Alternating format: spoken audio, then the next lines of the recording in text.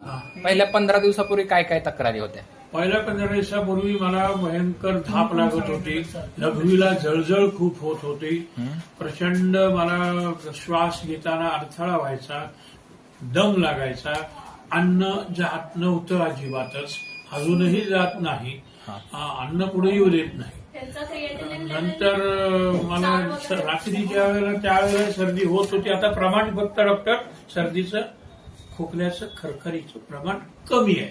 ते नाकामध्ये ते सर्दीचं औषध रात्रीच्या वेळेला दोन. तुमच्या किडनीच्या रिलेटेड आधी सांगा सगळं.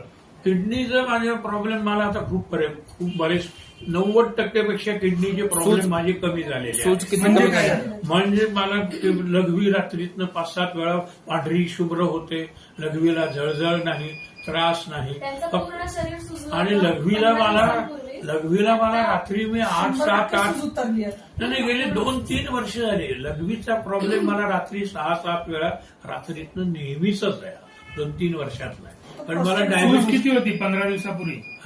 सूज किती होती? बऱ्यापैकी होती. 15 दिवसापूर्वी बऱ्यापैकी. आता किती? आता मला 90% कमी झाले. 90% नाही. माझ्या दृष्टीनं 90 मी का म्हणतो, अजून 90 का म्हणतो, 90 का म्हणतो. आणि आता 10 दिवसानंतर त्यांना बघितलं. नाही, 10 दिवसात मला इतकी मी खूप आनंदी झाली की अरे बापरे, 90 का म्हणतो 100 का म्हणत नाही. आम्ही कारण खूप अजून टेन्शनमध्ये थोडीशी अजून इम्प्रुव्हमेंटला चान्स आहे, असंच ना? असं वाटतं. अजून इम्प्रुव्हमेंटला चान्स आहे नक्की. फक्त औषधं जर कमी, डोस माझा कमी झाला तर जेवण जाईल असं वाटतंय. पण 100% तुमच्या औषधांनी हा गुण हा गुण आला. हे तुमच्या औषधाचा मला 90% गुण आला. मी अजून 100ला मी तुम्हाला सुद्धा मान्यता देत नाही, पण 90% गुण आता आला. ते असं मान्य करून घेतलं की 100. म्हणूनच मी विचारलं 15 दिवसापूर्वी काय गप्पा झाल्या होत्या. 15 दिवसापूर्वी मला मी सांगितलं होतं तुम्हाला, तुम्ही नाही आले तरी चालेल, तुम्ही बरे आहात. पण मी ह्यांना भांडून आलोय आत्ता सर. ते त्याच्या भेटायला म्हणून. मला माझ्या माझं सांगता सांगायचं. तुम्हाला सांगता येणार नाही, मलाच तुमच्यावरती माझा सांगता. विश्वास नाही असं. मला माझे 2 पैसे डॉक्टरने जास्त घेऊ देत, पण मला तक्रार मला जास्त नाही. सांगायचं. मी तुम्हाला सांगितलं होतं माझ्या दृष्टीने तुम्ही चांगले आहात. तू आठवतंय त्या का? दिवशी मला सांगितलं होतं. हा, तुम्हाला सांगितलं काहीच होतं. जरा नाही म्हणली होती मला. हा. 15 दिवसात बरे कसे झाले मग? एवढी सूज कमी झाली. वजन किती कमी झालं टोटल? माझा 82 आता इथं 67, घरी 65. 19 होतं मला. मागच्या साधारण वेळेस नाही, 19 15 किलो होतं. 15 किलो. 15 किलो. 15 दिवसात. हो, पण ते 13-14 दिवसात. सुजेचं रोज वजन आमच्या अन्नाखाली त्यांचा 8 किलो रोज 1.25 किलो वजन कमी होते. रोज 1.25. आणि त्यांचा इंटेकही नाहीये. हे तितकं- अन्न नाही. इंटेक कमी झालं, 15 दिवसात एवढं कमी नाही. नाही, पण ते अंगावरची सूज त्याचा अर्थ खूप सूज जास्त होती. सूज खूप होती. असं खूप आणि प्रचंड होती. मी धाब्यामध्ये किती फरक पडला? दूध दही घरचं लावलेलं.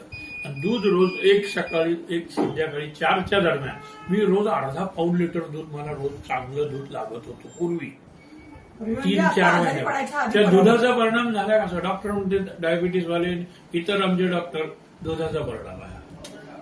मी काल परवा कोणाला तरी सांगितलं, कालच मला वाटतं, एक बाबा आले होते, त्यांना मी सांगितलं होतं की माझ्या दृष्टीने तुम्ही बरे आहेत, तुम्ही काही पुढच्या वेळेस, तुमच्या बरोबर मागच्या वेळेस जेंट्स होतं हो, कोण, बाबा. माझा मुलगाच होता.